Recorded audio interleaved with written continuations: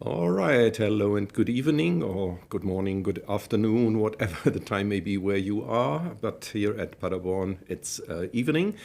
And as you can see here, my name is Harald Selke, and I am responsible for the study service computer science at our university here at Paderborn. And tonight we're going to talk again. For me, it's tonight, at least. We're going to talk just a couple of things are as usual, a couple of things are different than usual, and what is as usual is that we will be talking about our master program. We will be doing this program in English as usual. If you are listening in and you don't want to write your comments next to this video there or there in English, then you can also do that in German, but I would obviously answer in English, translate the questions into English and then answer them in English, because we have many international people following this channel, and mostly international students, I would say, or potential students, future students, and or maybe our current students. So basically our audience tonight should be people who are interested in coming to Paderborn to study here. I'll talk a little bit about the application process, but I'll mainly focus on those students who have already been accepted for the summer semester, because reviews for the summer semester have already been done, and everybody by now should have their letter of either of acceptance or of rejection. But so you should know already whether you will be, well, from our side at least, whether you will be able to come to Paderborn, and of course then it's up to you to decide if you really want to come.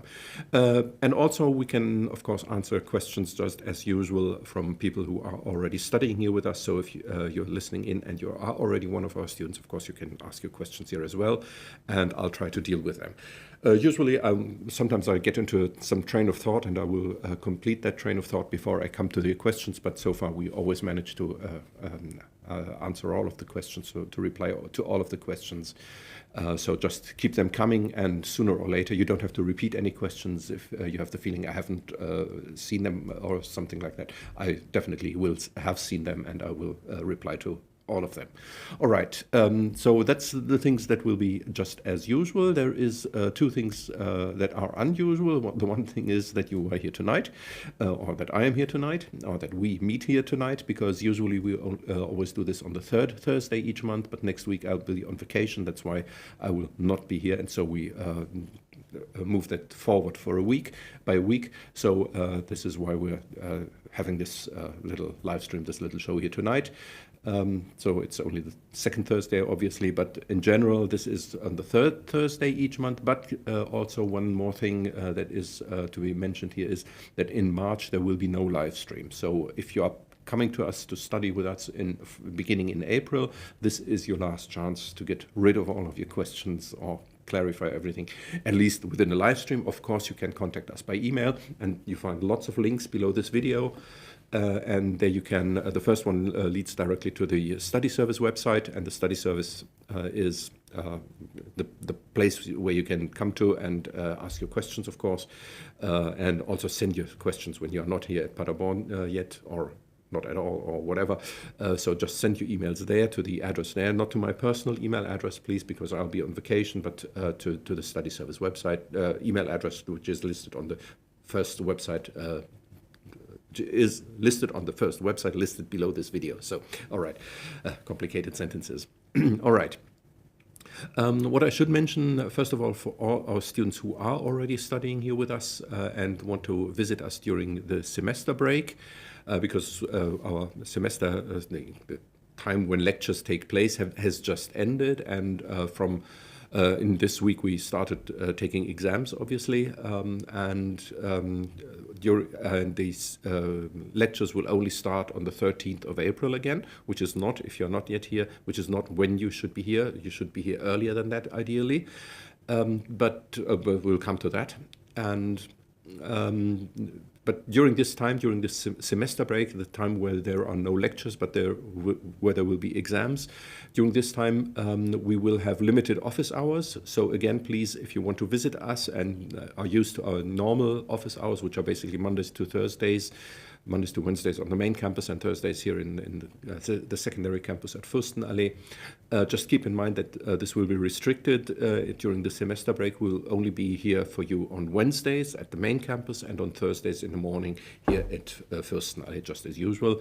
And it will not be me, but my colleagues Lennart Klausing will do the one on Wednesdays, and Rita Hartl, my other colleague, will do it on Thursdays here in Fürstenallee. So just keep that in mind. Check out the website. On the website, our information is always current. We also post there if for some reason, because sometimes we have other meetings that we have to attend, and so if any of those office hours will not take place for some reason, then you can find the information there, obviously, on our website. All right, so I forgot to do one click here, which is necessary so that I can not only answer your questions, but also display your questions here on the screen. And that's what I'm going to do right now, because we have the first one here. First of all, hello everybody, not just to you, but to everybody out there listening to us. And so if any of you is listening out there and you just want to say hello, that's fine as well. You can just tell us where you are from, and you can tell us why you are here, for example, because that might help me in knowing what I should talk about tonight. Because that might be different depending on whether you are planning to apply or whether you have already applied and have been accepted or whatever. So or if you want to say hello. Always keep in mind that all of this is public, of course, so you won't post any private information here, hopefully. All right. So you've received an admission for the winter 26-27 already. That was quick. We just only started a couple of days ago to review all the applications for the winter semester, because currently we're obviously preparing for the summer semester.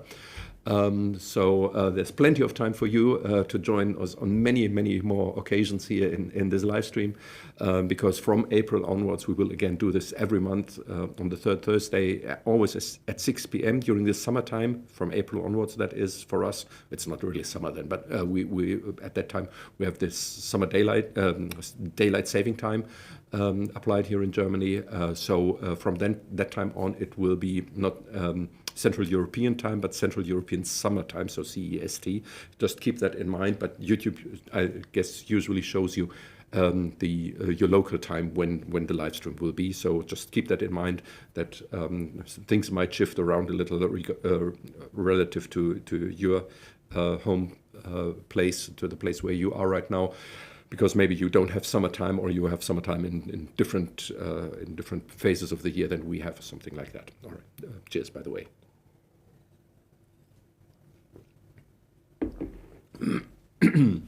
Okay, so as I said, of course you can ask any questions right now. Obviously, I probably have some info, because I will be talking about the process. Quite a few things that might be interesting for people who are starting the summer semester. But basically, of course, most of the information is the same as would apply for the winter semester. So, of course, you're welcome to stay here with us. And I hope that this live stream is interesting. Nonetheless, even if if it's still quite a while away until you will be arriving here at Paderborn, probably, if you decide to come, that is. Right, there's some rumors going around that NRW, that's North Rhine-Westphalia, the state of Germany. Just for those people who are not in the know, Germany is a federal state, and just like the US, for example, is, and we have several states below that. I think India is also somewhat organized like that. So we have the central administration of the country. The federal administration is obviously in Berlin. And then we have like 15 different states within Germany. And one of those states is North Rhine-Westphalia, or for short, NRW, North Rhine-Westphalia. And this is where we are located here at Paderborn. We're in the Westphalia part of North Rhine-Westphalia, in the eastern part of Westphalia. So we're in the East Westphalian region, or as you might say, we are in the northern part of the southern eastern Westphalia. So then we have all 4 directions in one place here. Yeah, just kidding. So yeah, North Rhine-Westphalia. This is the state we are in, and so we have federal legislation. So things are different in different states. So for example, as far as I know, Bavaria and I think also Baden-Württemberg. I don't know what they are called in English. I have to admit.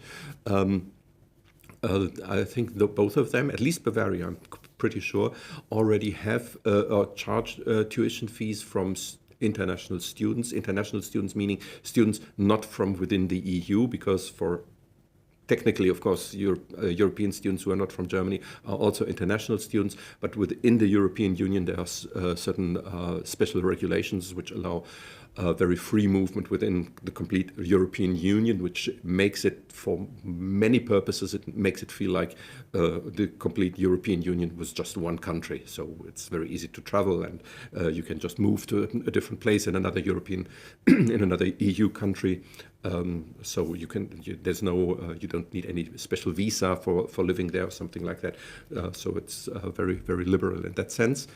And for those people, also in Bavaria and other states, there are no tuition fees. But as I said, that's different for people who are coming from outside the EU. As far as I know, at least, I'm not an expert on tuition fees, I have to admit. But in fact, I have not heard anything about North Rhine-Westphalia planning to introduce such a tuition fee. That has not come to my attention so far, and I'm also pretty sure that at least our university here, where I'm working, Paderborn University, I'm pretty certain that the heads of our university, the people making the decisions, are basically, who we have elected to make the decisions for us. It's a democracy, of course, again. Our university would pretty much argue against tuition fees. We really don't want to have any tuition fees for international students. We are happy to have so many international students here, and so we will definitely not argue for tuition fees, but quite to the contrary, would be arguing against it, which of course does not necessarily help, because the state, the elected officials by the state might decide differently, but I haven't heard anything about that. So for the time being, I would say we're pretty safe that there will be no tuition fees in the near future, at least. I can't speak for the further future, but at least for the near future, I think that should be quite okay. The typical cohort size for the master program in computer science, we had in the last. It's always a little. There's always a little imbalance between the summer and the winter semester. So in the summer semester, usually less people start than in the winter semester. You can start the master program here with us in any semester. So, and in the summer semester, which was April, which would be our next take in, and then again in October. So that would be then the winter semester, obviously. We had the last winter semester, we had like around 60 to 65 international students plus our own, which again is something like probably around 30. So in general, the international students make up around 2/3 to 70% of all of our master students. It's different in the bachelor program, because the bachelor program is taught in German, so that's why there's very different relationships. There are also international students there, but only international students who speak German and have a certain German language certificate are allowed to study in our bachelor program, and that's completely different for the master program. For the master program, you don't need any German language knowledge. You can just English is fine, because the program is in English. At the university, basically everything can be done in English. That having said that, I should mention that it makes perfect sense to learn some German, either before coming here or while you are here, and you can also do that as part of your studies, in fact. So there's a small slot set aside in your master program where you can do things not related to computer science, and one possibility there would be to take language courses, for example, German language courses, which is something we would recommend in general just for living here, and in particular if you are looking for a job here at some point in time, or maybe staying even after you have completed your master, then German language knowledge is something I would definitely recommend having at least some basic knowledge, like trying to get at least to level A2 or something like that. That is already pretty good. And then if you then after you have completed your master, if you then decide to stay longer in Germany, then you can still take more language courses if you like, and that should be pretty good then. So yeah, 60 around 60 or 65, 60, I think it was 65 in the winter semester, and in the summer semester before that we had 46, 47. Something like that. So it was a little over 100 students within the last year. And for this year, we are expecting more than that. Because we have accepted like 190 or so, or close to 200 applications have been accepted out of 700 that reached us. And usually about 30% of those people really decide to come to Paderborn. Some won't come at all to Germany. Some choose different universities, because most of you probably would, and which I would definitely recommend, although I should not say that probably, because we want the best of you, of course, but still, of course, it makes perfect sense to apply to more than one university and then pick the one you like best, of course. Doesn't have to be the first one that replied to you, although I think quite often it is. Yeah, just make your decision wisely, and then though even when you are here, you can still switch the university, by the way. I would not recommend that unless you are really very unhappy at the university you chose to in the first place. But in general, I would say stick with that university where you go to. As I said, unless you are very unhappy there, then of course things might be different. Yeah, and apart from that, yeah, as I said, so that because people apply to many or to several universities, usually some to 3, some to even to 5 or even 10 different universities, and then they pick one of them, and so that makes yeah, again 30% of those people applying, which would again mean that we will probably for the summer semester again have something like 60 people starting in April, 60 international students plus our own again. So that would be about the cohort size that we are expecting for the summer semester. For the winter semester, it will probably be a little more, depending again on how many students, or how many applications we accept, how many applications we get, how many applications we accept, and so on and so forth. And there's always a little variation.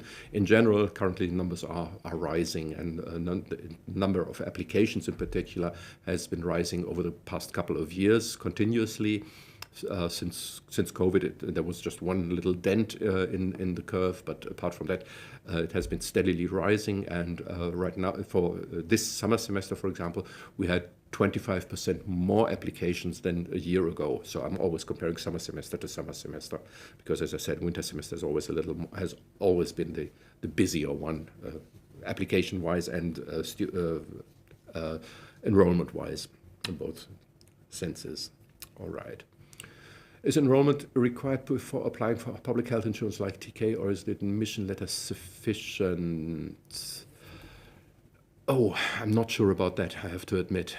I don't know that. In general, with questions like these, I would definitely recommend contacting the international office. The link is also below this video. The international office, if you already, and I understood that you already got the letter of acceptance from our international office, or an email that you have been accepted into our program from our international office, so you already have their contact address.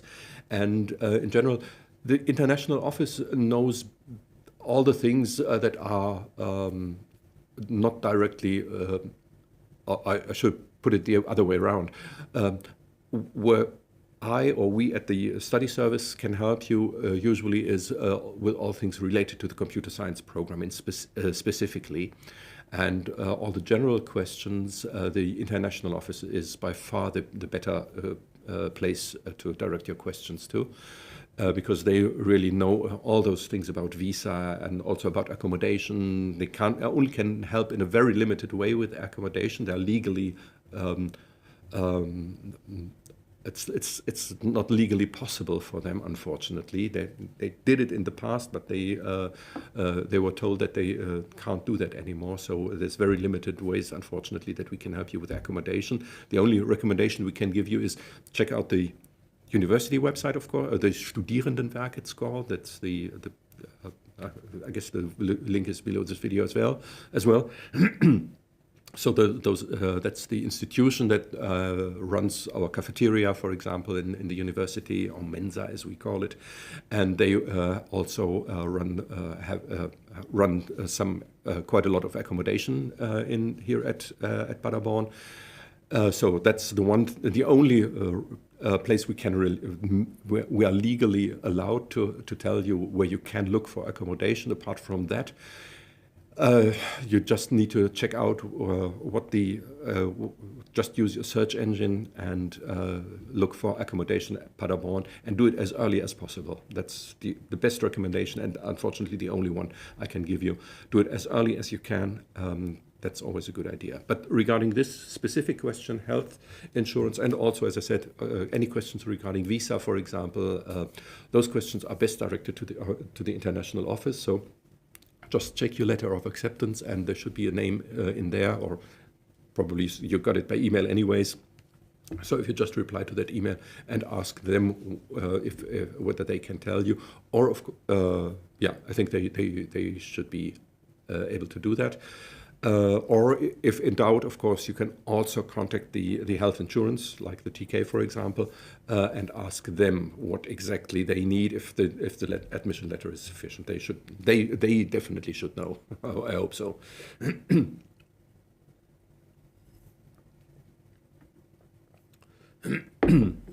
German language course. I see you already checked out our program. We'll talk about the structure of the program in a moment. And yes, indeed, German language courses are within the general studies module. They're technically not being offered there, but you can take them and then you can put them in there. So yes, basically yes, you can say they are offered in as part of general studies. Yeah, this is the question now about accommodation, and that's unfortunately just the answer that I have to give is the one I just gave a couple of minutes ago. Really, we are legally not allowed to point you to any place, not even to some kind of portal where you can find accommodation, because those portals are kind of commercial portals themselves, and then we would make skew the competition because we are recommending one portal over another or something like that, and we're not allowed to do that. So yeah, basically you definitely check the Studierendenwerk. I don't know what they are called in English. They certainly have a name in English. I'll just check what they call themselves in English. Studierendenwerk. There we go. Now I'll check. They just call themselves Studierendenwerk. They don't have an English name. So yeah, unfortunately, you just have to call them Studierendenwerk. I think I hope I put the link below this video, just in case that I didn't.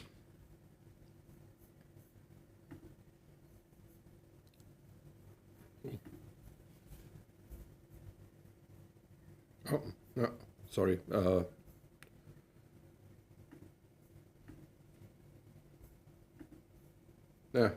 Just not sure how I can best do that in here. Maybe in here. Just a second. No, I'm in my wrong browser window. Just a little confusion. I'll be back with you in a second once I found out what I want to do. So this is the one. Studierendenwerk, they're called. That's the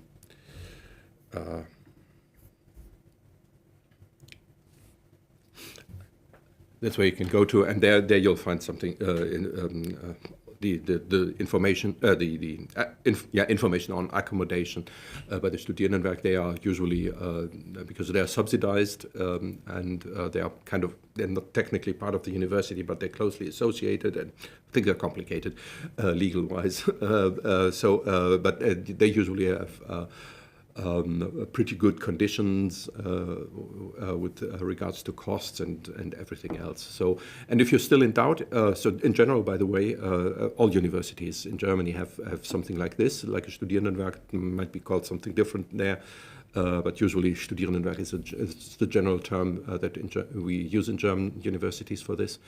And so whatever university you have applied to and want to go to, check out their Studierendenwerk as well. And if you only consider going there, I would already recommend trying to apply for accommodation, because usually they have waiting lists, and the earlier you are on the waiting list, the earlier you will probably the earlier you will probably get to the top of the waiting list, and then you will be offered accommodation. And if by that time you already have found something else, something you prefer over the Studierendenwerk, then you simply say, sorry, I don't need it anymore. Of course, you should also take yourself down from the list so that other people can move up the list as well.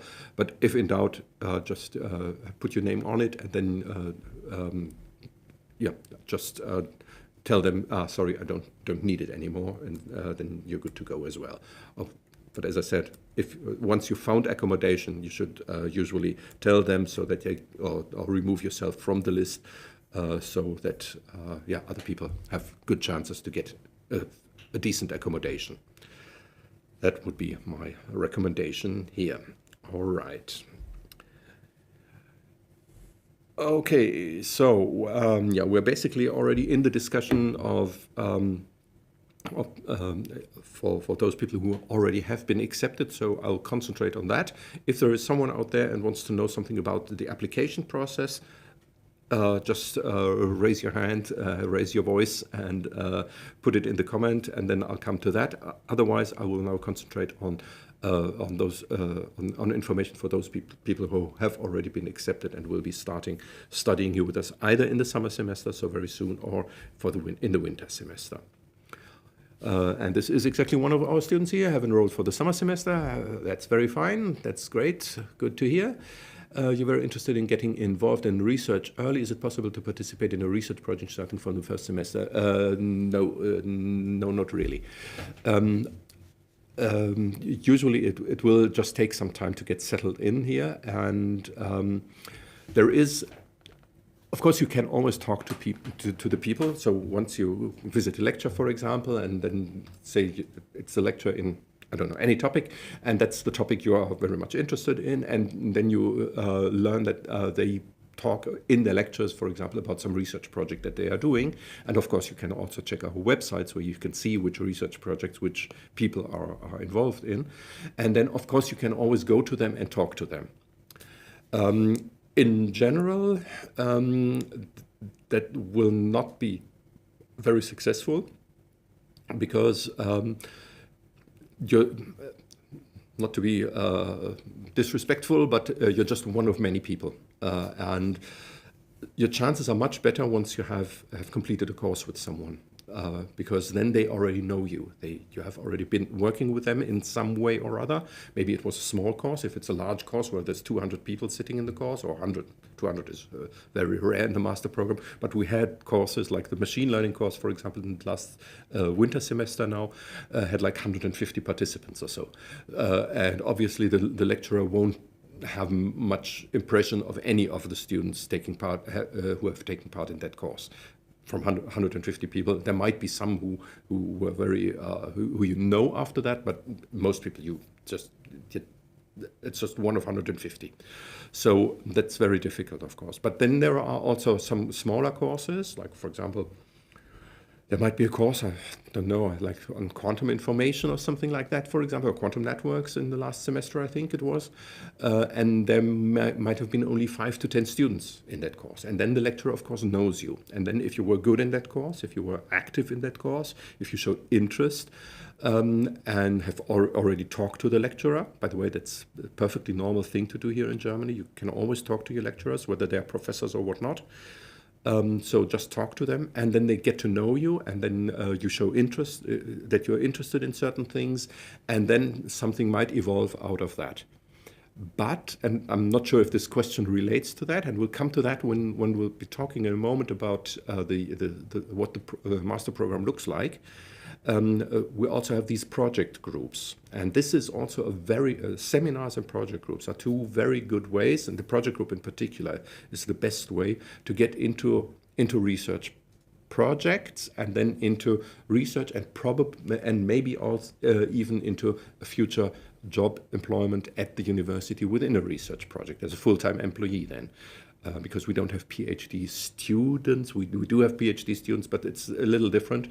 Our PhD students are usually full-time employees of the university or another research institution.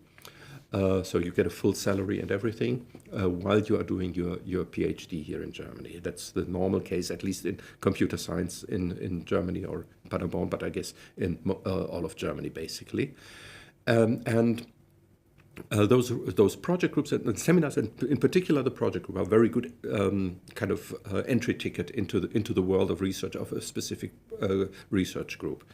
But those seminar as well as project group you can only take from your second semester onwards. So in your first semester you can't take a seminar or project group. It's just not possible. And even if it was technically possible, it wouldn't make any sense because you need to have some kind of regular courses. We'll talk about the program in a moment. First, you need to have some background from some normal classes, so to speak, before you can go into a seminar, into a project group. So that's why it's not really possible from the first semester onwards, but you can do it from the second semester on. Can students choose between a research-based master's thesis within the university and an industry collaborative thesis? Yes, that is definitely possible. An industry collaborative thesis, research-based and within the university is of course always possible, but industry in collaboration with the industry, that's often very attractive to students, but it also has some downsides which I should mention. And one of them is that you're kind of serving two masters at the same time, because usually the company you're working with has quite a bit of a different interest in your master's in a master's thesis than we at the university have, and the ones who decide what your grade will be are we at the university. So the industry people from the industry will always only be in a kind of consulting role, so they will never be grading your thesis. They don't have any word in what your final grade of the thesis will be, and so all the decisions are made within the university.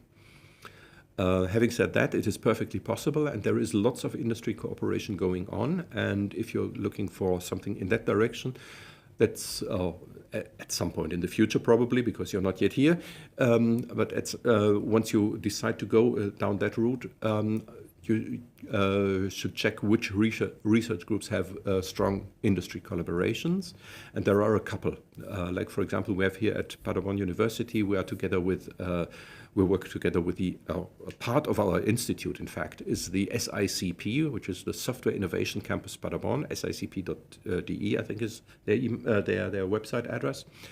And they are working together with like 40 to 50 different companies from the region, and from the area, not just Paderborn, but also the area around here. So there's lots of interesting research going on, and in fact, there's 3 buildings behind me. There is there are the research facilities of a number of those companies who the SICP is cooperating with. So that's a very, very good opportunity because those people are in constant and close collaboration. So they usually know how to deal with industry collaborative theses. Whereas if you work for some company that never has done anything together with the university, things might get a little bit rough at some point in time. So that's just something to keep in mind and to consider when picking your thesis or your supervisor or whatever. And also the other thing is, and that's kind of in between research and industry, is the Fraunhofer Institute. There are 2 buildings behind me here, and the Fraunhofer Institute is one of the large research facilities by the German state, so federal research. They're not a federal research institution, but they're closely cooperating with the federal institutions. And so it's everywhere in Germany, and they have institutes at many at many different universities. Ours as well, and we have one. They don't only have institutes working with computer science, but they're all in all different areas. And we have one for computer science here, and this is, as I said, 2 buildings behind me here. Yeah, and they are, and their job, their job description of this Fraunhofer Institute also is to do kind of knowledge transfer from between academia, then universities, and the real world outside the industry. So that's also another possibility for industry-related theses. So that's plenty of opportunities there where you can choose from. And yes, indeed, that's exactly usually the idea that, I should put it a little differently. My personal preferred way is that we kind of develop, the supervisor and the student develop the thesis together. So, of course, you can come up with an idea. But on the other hand, the supervisor, it helps very much if the supervisor has an interest in your topic. So if you come to someone and say, I want to write a thesis on any topic, and you go with that to some supervisor, and that supervisor says, well, that's totally not my area, then he will say, sorry, we can't do that. Oh, I can't do that. You need to shop around for another supervisor. That's one possibility, a thing that might happen, of course. The other thing might be that he says, yeah, okay, so it's kind of like my general area where I'm working in, like, for example, you have a security topic around security, and then the potential supervisor might say, yeah, okay, yes, it's a security-related topic, and I'm teaching in security, and it somehow is not too far away, but it's somewhat too far away from what I'm really interested in. And then you need to discuss with them whether you modify your topic so that it fits into more into their research interests, or whether they are willing to give you the topic anyways. They might do so, but in general, the problem then would be if they agree just to give you the topic and say, yeah, okay, you can do that, it's okay with me, but then you can't expect very good supervision, because then they will probably not be very much interested in your thesis, because, yeah, okay, it's another thesis, but yeah, should I really invest much time into that if I as a supervisor don't get anything out of it?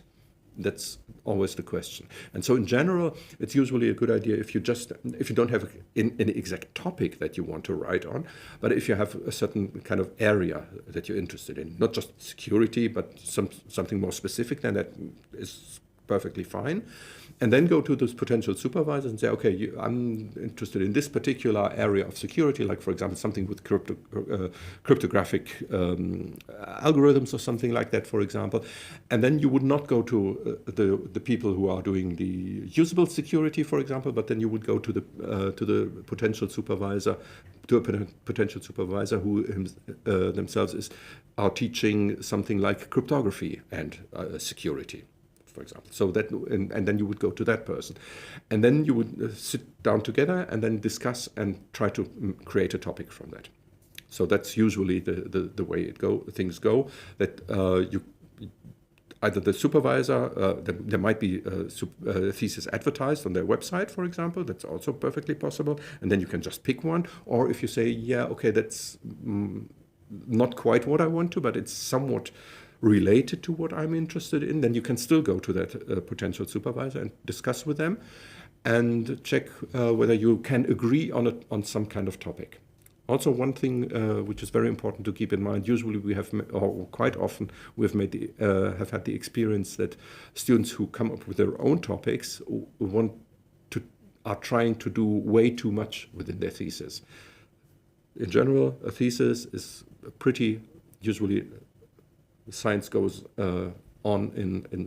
goes forward in pretty small steps, and often students, if they come up with their own topic, they try to do something which is not really doable within the amount of time given. You have 6 months for the thesis, all in all, and sometimes also they have topics which where you can't in the end really say how to evaluate the thesis, which is also something which is very important. And that those are both things that a good supervisor and all the supervisors will basically know and will have an eye on, so that they can really grade the thesis at the end and grade it fairly, of course, and also that the thing is also can be done within the given time frame. All right, German language course free from A1 to C2. All German language courses within the university are free. You don't have to pay anything for any of those courses. However,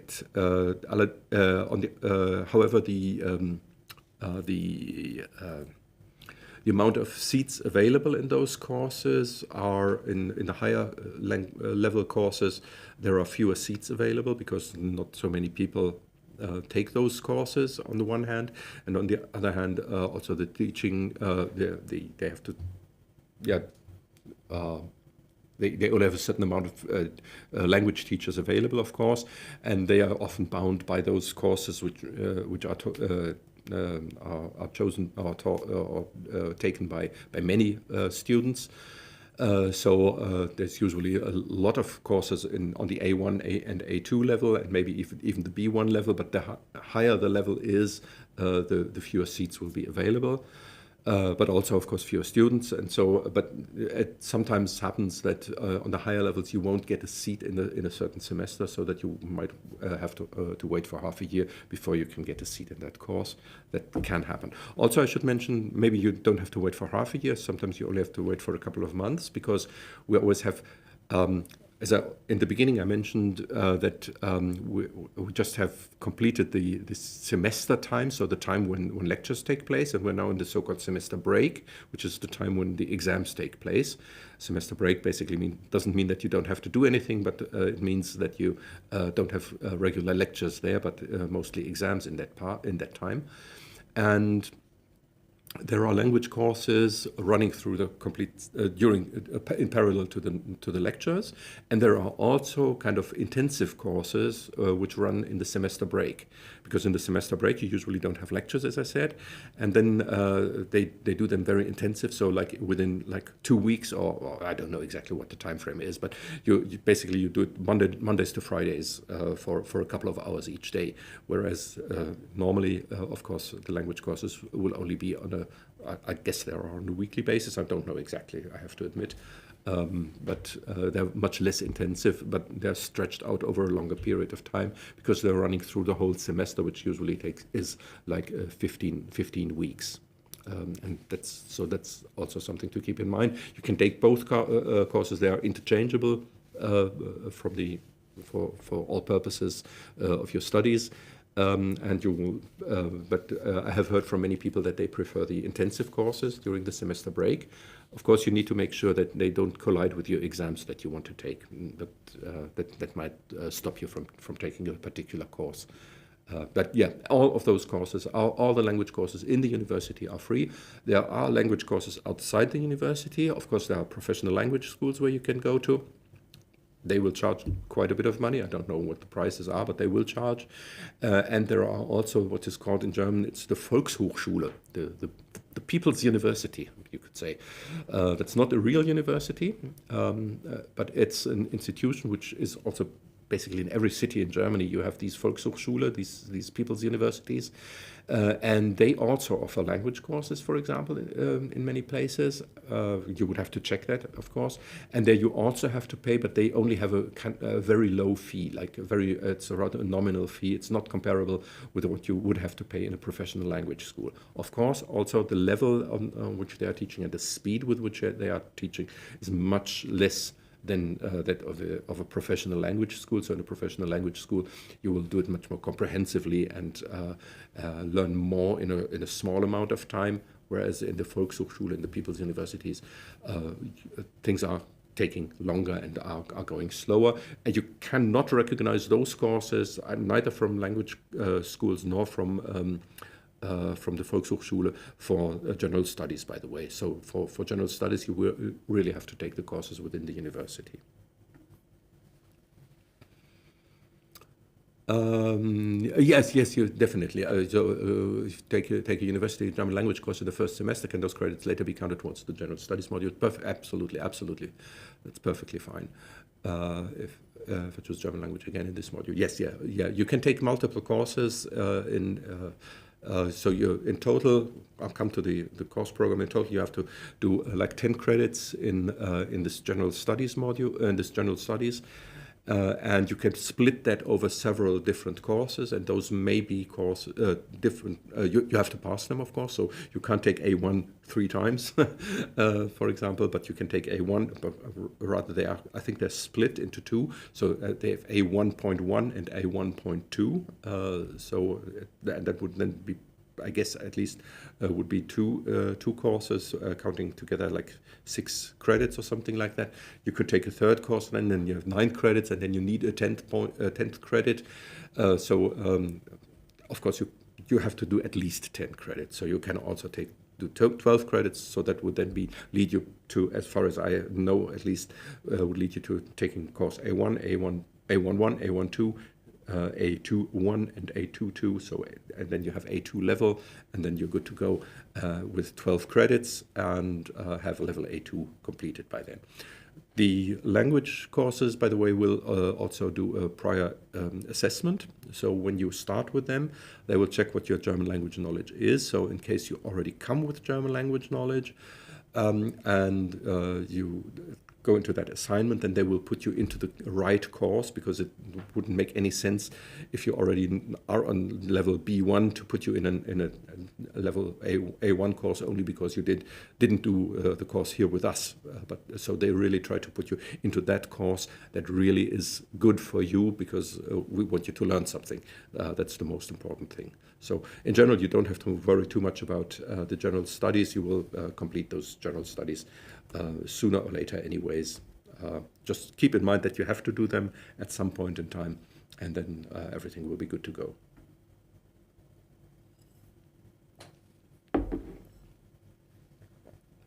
All right.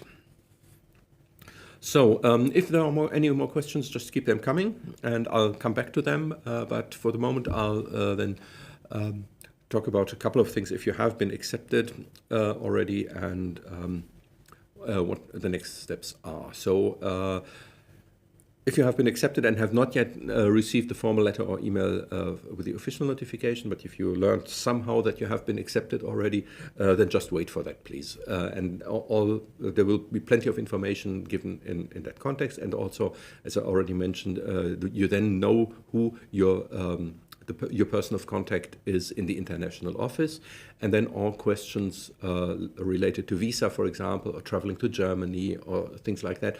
Or if for some reason you decide, well, yes, I've been accepted for the summer semester, but I won't come for the summer semester for whatever reason, you don't have to excuse yourself. It's just perfectly fine if you just say, sorry, I won't come for the summer semester, I want to defer my study start to the winter semester. Just tell the international office, just contact them, and everything is good. You won't lose your acceptance. So if you have been accepted, then you have been accepted. And if you decide to come in only in October, that's perfectly fine. The two people in the international office that are your best partners for any contacts are Mrs. Me and Mr. Funeyama Tortzen. Basically, they're kind of divided the work in that sense that usually Mrs. Me is the one who you will be in contact before you come to Paderborn. And Mr. Funeyama Tortzen is the one who you will be in contact with once you are here in Paderborn. And you'll get to know him as well if you take part in our welcome days, which I will also be talking about in a moment.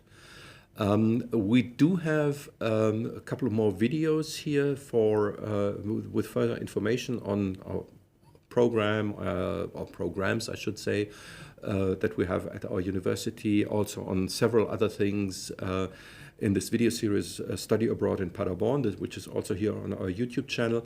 I should warn you, however, it is quite outdated. So it's like, it's been pre-COVID, so it's like 6 years old or so, and there's lots of information in there which is no longer true, unfortunately. Still, there might be a couple of things that might be of interest to you.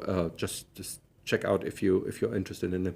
We are working on replacing those by newer and more current videos, but we haven't managed to do that yet. So just keep in mind, if you watch them, there's quite a bit of old information there, in particular regarding our specific programs, because we now have new examination regulations and things like that. So many things have changed since then. There is also information for first semester students on our website, but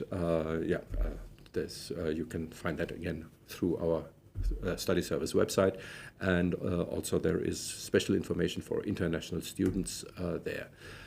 Our lectures, I already said that we have these semesters here in Germany, and we're now in the semester break. This is the time when there are no lectures. The semester technically starts on the 1st of April. The semester always starts on 1st of April and 1st of October.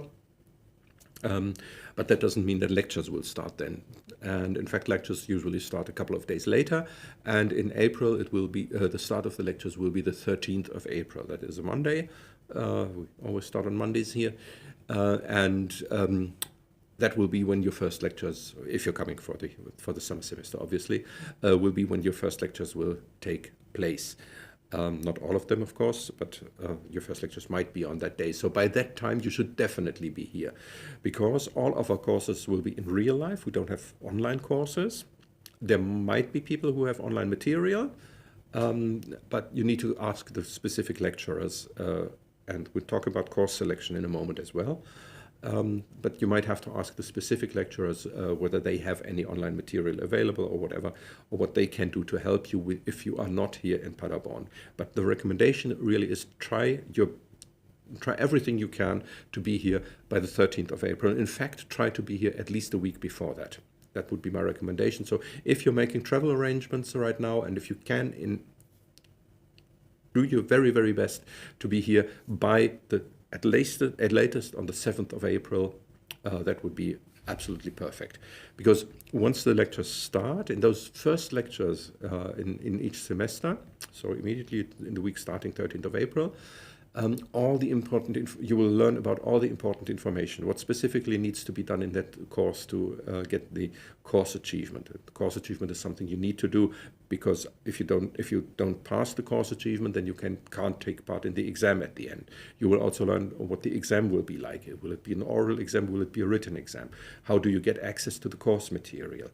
You will learn who your lecturer is, who your tutors in the tutorials are, and so on and so forth. So first lecture is absolutely important, and always visit that. That's not just true for the first semester, that's true for any semester. Whenever you are studying here with us, come to the first lecture in each semester, so that you get to learn about all the details of that specific course. The later you arrive in Germany, the harder it will be to manage to do anything in your first semester. We quite often get the question, what is the latest date when I can arrive? And I don't really know if there is technically a latest date, but I would say if you only arrive at the beginning of May, so like 4 weeks late basically, or 2 weeks late for the semester start, that might still be doable. if you are like arriving in the mid of May or even later than that, I would guess that you probably will have no chance to pass anything in your course semester, in your first semester here. It might still make sense to come to Germany anyways, because you still can visit the courses and can still learn something, but you will probably not be able to take the exams in the end or have a chance, a reasonable chance to pass the exams. So that's something to keep in mind. So come as early as you can, and ideally, as I said before, 13th of April, even more ideally before the 8th of April, so latest on the 7th of April, because on the 8th of April in the morning at 9:30 or something like that probably, we will start with our welcome days. And the welcome days, we'll tell you about those. We'll post them on our website, of course. The international office will inform you about the welcome days. So watch out for our website, or just look for welcome days, Paderborn University, and you'll find them.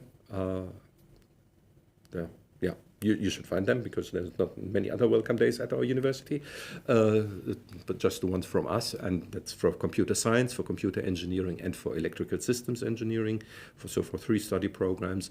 And on the 8th of April, starting 9:30 in the morning, we will introduce you to all the important things. Like, for example, you'll start to get to know some of the people who you will be in contact with over the next few years, like me, for example, and from the other programs as well. Also, some of the lecturers will be there and will present a little bit about information about our university, about the institute, the Computer Science Institute.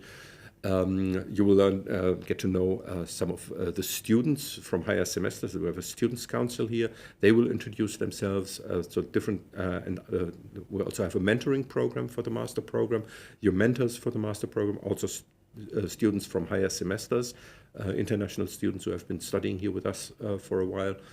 They will also be there and will introduce themselves to you. So that's the start in the morning, and in the afternoon, then we will go. Then we will have to do some organizational stuff with you for those people who have not yet completed all the organizational stuff, and we will help you with that as well.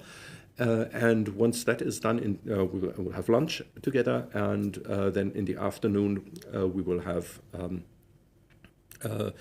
the specific slots for the programs. So there will be a slot for the computer engineering program, one for the electrical systems engineering program, and of course one for computer science.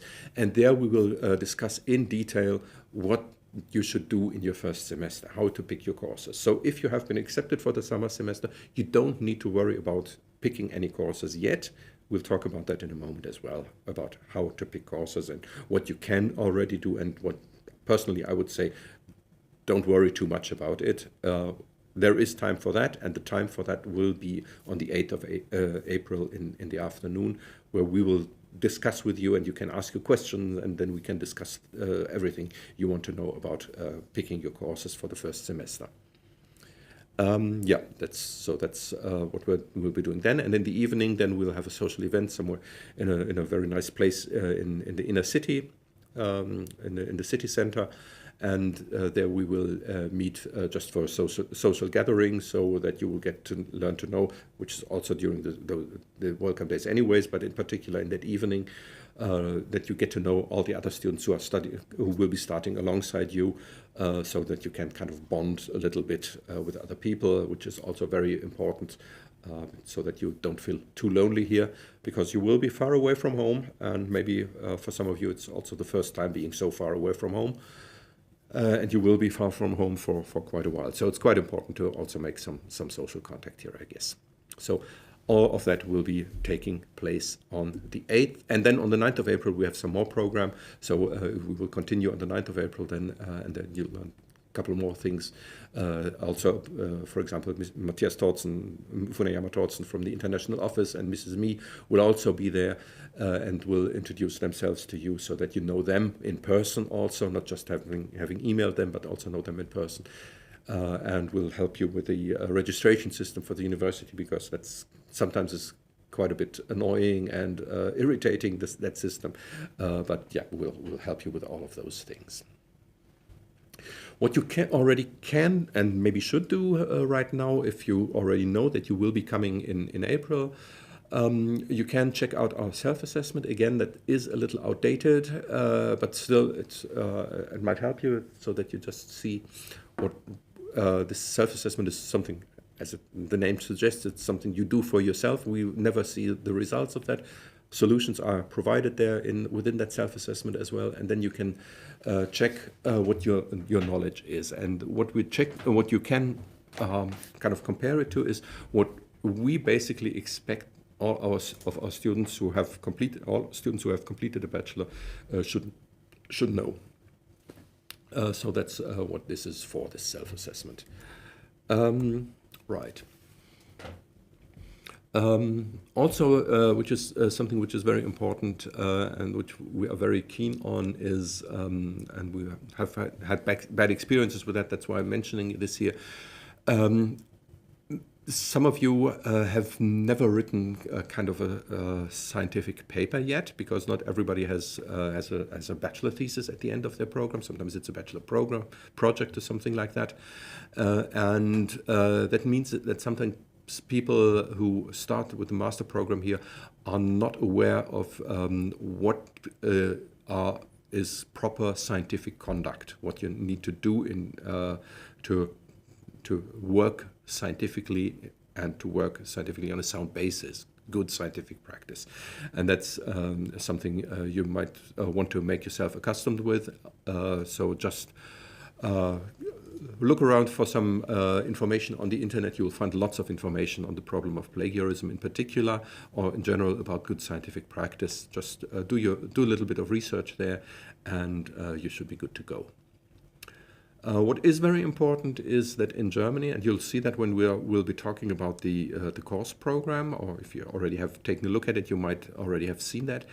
Our master program is a very, very free, very open. So basically our master here at Paderborn University in computer science is different in other programs, even at our university, and it's certainly different in many other computer science programs around Germany as well. Here basically the master program, your master program is what you will be making out of it. So you decide what you want to do in your master program. There's very, very few limitations, really almost nothing on limitations, which on the other hand, that's the flip side of the coin, you have to organize yourself very much. So of course we will support you in that. You're not alone. That's why we have the study service, me, my colleagues. That's why we have the mentoring, students from higher semesters. That's why we have the Students' Council, again, students from higher semesters. So lots of people who you can talk to. You can also talk to your lecturers, as I already mentioned. It's absolutely fine to talk to a professor. Usually this is considered to be good, and it's not a bad sign if you ask a professor something, because usually in Germany the mindset is if someone asks questions, then we usually don't think that person is stupid or doesn't know a certain thing, but rather that person is interested in something. They want to learn. They want to know something, and that's usually seen as a positive sign. So in general, questions are seen as something positive and not something negative. So that's why you can always go to any lecturer and talk to them, even if they are a professor. They're just normal people, just like everyone else is. So no need to hesitate there. And then you, as I said, you have to organize yourself, and we already talked about finding a master's thesis a while ago. So if you have tuned in later, then you might want to scroll back to some point in time earlier in the video where I talked about how to find a master's thesis, or what to consider in that respect. And then you already have probably noticed that this is quite a lot of things. There are quite a lot of things that you yourself have to do. You have to kind of get things rolling. That's very important. All right, so if you wish to come in April, then you probably might wonder already, what should I do in my first semester? Is there anything I can do before I come to Paderborn? And the good answer, first important answer is you don't have to. So you just can come to Paderborn in April, and by that but then really be here at latest on the 7th of April, so that on the 8th of April in the morning at 9:30 you will be there in the room that we will send to you, smaller lecture hall, and there we will then we will talk about all of those things, and nothing bad has happened until that time. So it's perfectly fine if you just come there and then say, all right, here I am. Where's the world? What should I do? And then we'll help you with everything. So that's absolutely fine. If, on the other hand, and I know that many people would like to have at least some kind of orientation, some kind of information beforehand, and that's perfectly understandable, of course. So if you already want to have a little look at what will be offered in the summer semester, then you can check the course catalog. The system is the PAUL system, also linked below this video, paul.uni-paderborn.de.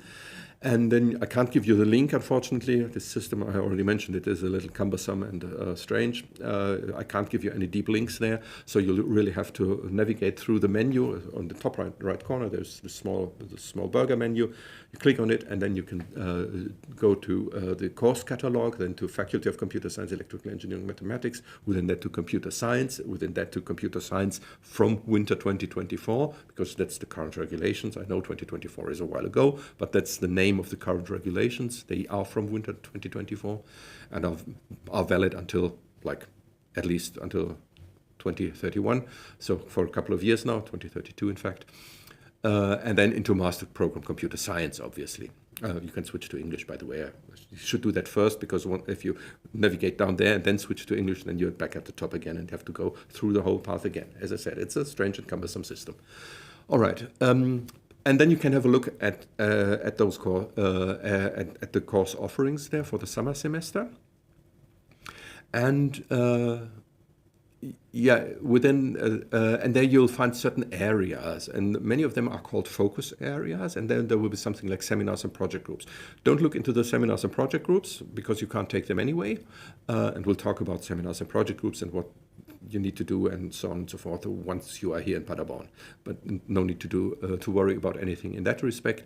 So instead, just go to one of the first five, or have a look at those first 5 areas, I think it is, 5 focus areas that we have.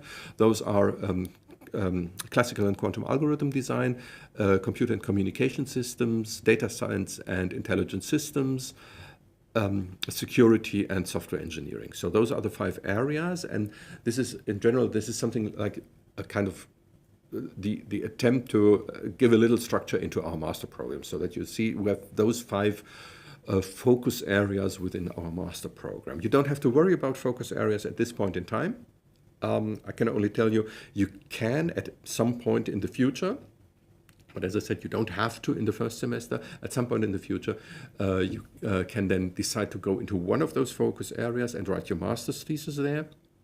And then if you have certain requirements met by that point in time, then you will not only be at the end receive a degree in Master of Computer Science, but then you will be a Master of Computer Science with a specialization in whatever area you chose, like, for example, classical and quantum algorithm design, or IT security, or whatever. So any of those 5 areas. But you don't have to worry about that before your first semester, because this is something you can do later on during your studies. When you're going to the second semester, we can talk about that during the welcome days, of course, but it's more important for the second, when you come to the third semester. By that point in time, you should know whether you want to specialize, because you don't have to specialize. You can, but you don't have to. So that's also quite important, I think. All right. As I said, you don't have to register for anything. In fact, you will not be able to register for anything, and you don't have to. So just leave everything. Just take in the information if you like to. If you don't want to, then, as I said, don't look at it at all. But apart from that, just take in the information, and that's it. And everything else will be done during the welcome days together with us then. And you don't need to finalize anything. Just browse through those areas, and that's fine. And as I said, you can't take a seminar or project group in your first semester here with us. So, and that brings us to the structure of the program. So we have those five focus areas. As I said, you don't have to worry about those, but those are within those five focus areas. That's where we have the kind of the normal courses. The normal courses would be courses where you have lectures plus tutorials. So usually it's 3 hours of lectures and 2 hours of tutorials every week, or the other way around, 2 hours of lectures and 3 hours of tutorials every week. And it's starting on the 13th of April, as I mentioned. And all of those courses are part of one or more focus areas. So we have several modules which are not just in one focus area, but which are in different focus areas. All courses are available. There is one course, and I'll mention that in a moment, which is in German/English. So also there, it's very important that you are there during the first lecture, because if you are not there, then the lecturer will ask, is there anybody who wants to have the lecture in English? And if there's no one there saying, yes, I want to have it in English, then he'll give the lecture in German. And that's something to keep in mind. But all the other courses are all in English, so you don't need any German language knowledge, obviously. So perfectly fine to choose anything. In addition to in the end, so in order to get you to complete your master in the end, you need to complete 9 of those normal modules or modular courses. For our purposes here tonight, you'll learn the difference later on, and it is an important difference, but for our purposes here tonight, we can just assume that they are the same thing. So you have to pick a total of at least 9 of those normal courses.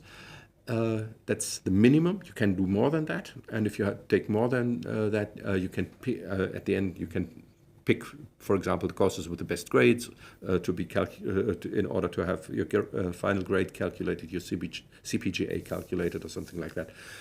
So that's perfectly fine. Right, CGPA, that way around. All right. In addition to those at least 9 modules or courses, you'll have to take certain additional modules, and those are, on the one hand, the key skills, as we call it, where there is a lecture on scientific work. I also already mentioned that scientific workings, the way to do good scientific practice, is important to us, and that's why we have a lecture there. It's just a 1-hour lecture per week. Which is not 1 hour each week, but rather it's compressed into 2 or 3 slots, I think. And then there will be a seminar. And the seminar is something where you will have to talk and you have to do some scientific work, and that's a preparation for the master's thesis already. So take that seminar very seriously, and also take in the feedback seriously. And also, again, I already mentioned, you have to be active yourself. You have to organize yourself, and a part of that also means that you have to constantly talk to your supervisor, not constantly, but regularly.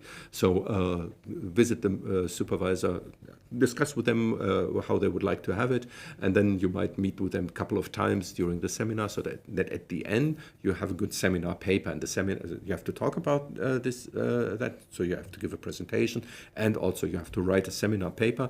And the seminar paper, of course, is a good preparation for the master's thesis, because there you learn all the techniques that you need for doing good scientific practice when you're writing your master's thesis. Master's thesis is also mentioned here, of course. And then you can see that there is this project group that was the one I mentioned before, where you can get pretty close to many of our research projects.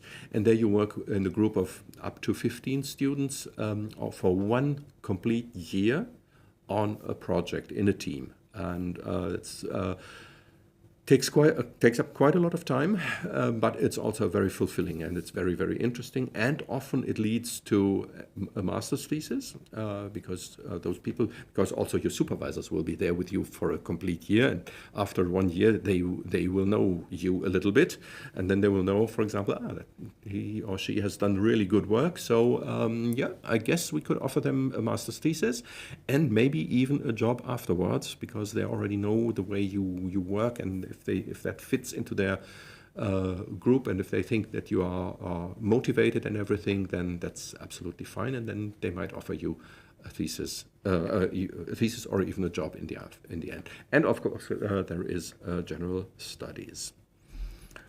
All right. This is what the program looks like, and as you can see here, there's those modules, modules number 1 to 9, and those are, as I said, you pick that's the normal courses. Then we have this project group, which is recommended to be taken in the second and third semester. You can, it's just a recommendation, this plan, by the way. You can also do things differently, because many students, in fact, will not be able to pass 5 modules in their first semester. Just to be honest here with you, because 5 modules might just be too much work for you, in particular because you're in a different country, you're in a completely different world probably, you don't know the German university system, you don't know the expectations of the lecturers yet, and so on and so forth. So you will probably not pass 5 modules in the first semester, and that's why when things need to get shifted, of course. For example, if you only pass 4 semesters, then you might consider taking the key skills only in the third semester, for example, not in the second one, or you might postpone postpone the one module that you didn't pass to the third semester. However you want to do it. So yeah, that's generally up to you, and then you can shift around the general studies, of course, as well. And you can also take general studies in your first semester already, although this plan suggests otherwise, but it's just a rhetorical plan, so to speak. So you can shift things around just as you like. But as you can see here, that's all the requirements that we have, that you need to complete 9 modules, 9 normal courses, that you need to complete the project group, you need the key skills, the general studies, at least 10 credits, can be more, and you need to do your master's thesis. That's all. By the way, if you don't manage to do it in 4 semesters, that's also perfectly fine. Most of our students, in fact, don't manage to do it in 4 semesters. Most students need longer than that because, for example, they are not able to pass 5 modules in the first semester, and that might postpone things. Or, for example, you might get a seat in a project group in the second semester. This is kind of, you can say which project group you would like to go to, but if there are too many people who all want to go into that same project group, there's only a limited number of seats available, as I said, up to 15 students. And then it might be that you are not, that you will get, can do grading. So this is the project group I like best, second best, third best, and so on. And maybe you only come up with a project group like the third best, and you say, yeah, well, okay, it sounded interesting, but it's really not. And so I just don't want to do it. Then you can drop out of the project group, of course, and then you would postpone your project group for a semester probably in that case, because you can't get into the one that you wanted to have. And you're hoping that next semester things will turn out better for you.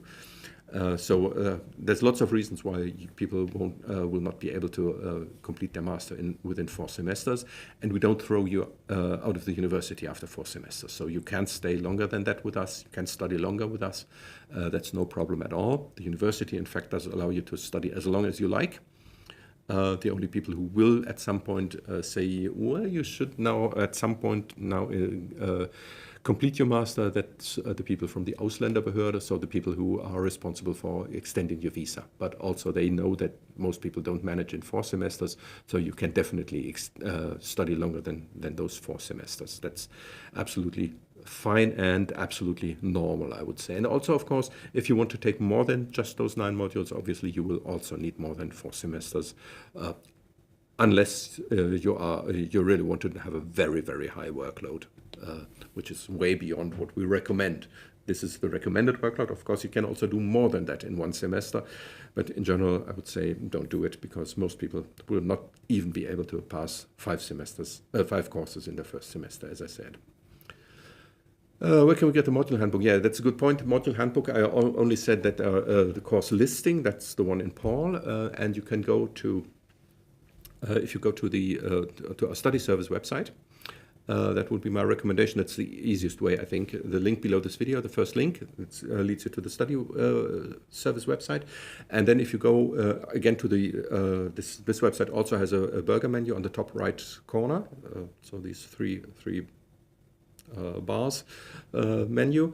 You click on that, and then you go into studies, and then into something like exam something.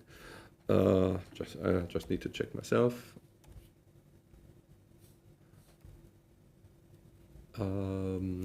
It is.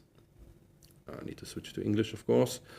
So you go to study and then to academic rules and regulations. That's what it's called. And there you'll have some accordion thingies on this website. And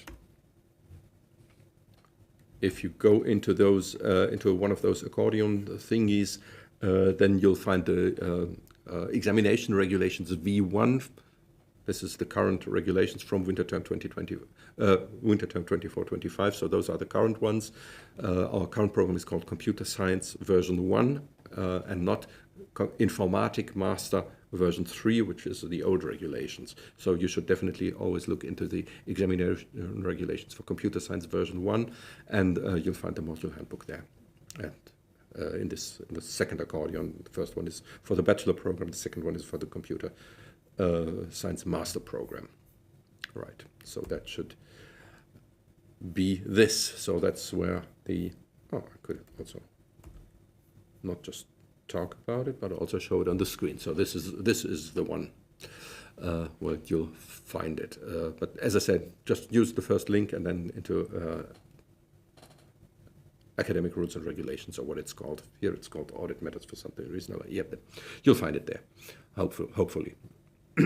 All right. So, and the module handbook, by the way, for those people who haven't seen these things yet, the course catalog only lists the course titles. And of course, then you might wonder, okay, so now I know the course title, but what does it mean? And then you can go into the module handbook, and in the module handbook, you'll find more detailed descriptions, what the course is about, what the prerequisites are. There are no formal prerequisites, but there's just recommended proficiencies that you that the lecturer recommends bringing along. No formal check, as I said, and also you'll learn about the content of the course and also what the learning outcomes of the course will be at the end. So and also a little bit of information on the exam. But as I said, most details. Usually there are several options, so the lecturer can always choose whether they want to give an oral exam, a written exam, or whatever. So in general, in the module handbook, it just says it might be an oral exam, it might be a written exam, or it might be something else. And then the lecturer will tell you usually in the first lecture, they are required to tell you during the first 3 weeks of the semester what exactly what form of exam they will offer. So if it's an oral exam, a written exam, or whatever. So that's they're required to do that, but they will usually tell you in the first lecture, and that's again one of the reasons why it's so important to be there for the first lecture in each and every semester. All right, I guess that's all I have for you for tonight. I hope that was at least a little bit helpful, and with that, I would say goodbye and good night to all of you, and maybe I'll see some of you in April, some others maybe in October, I'll be off now because I'll be leaving for vacation, and in March, as I said, I will not be here, so the next opportunity to see me in person really is on the 8th of April during the welcome days. The next opportunity to see me in live stream here on YouTube, where we'll be talking about the master program in computer science at Paderborn University again, will then be on the, what is that then, on the 16th of April or something like that. Is that true? Just need to check. You'll find it here on YouTube anyway. So the live stream, it's the 16th. The next live stream we will be announcing here, of course, will be the live stream for the bachelor program. As I said, that's in German, and that will be on the 2nd of April. And then we'll have another live stream for the master program on the 16th of April. So that's when we can talk again about our master program, and then, of course, hopefully all of you who have been accepted for April and who want to start studying here with us in April, that you will hopefully be here by that time, so that I already have seen you on the 8th of April. But maybe you have then questions, because then you are a current student from our program. And as I said, tonight we only talked about prospective students, our future students, but then of course we can also talk about information for our current students. So that's also one of the things we can do here. All right, with that, I would say good night and stay safe, stay healthy. And if you decide to come to Paderborn in April, or maybe sometime later, if you come later, we'll talk again probably. But if you come in April, we won't see you. I won't see you again before you are here. And so I wish you safe travels and enjoy your trip to Paderborn. And see you then. Bye bye.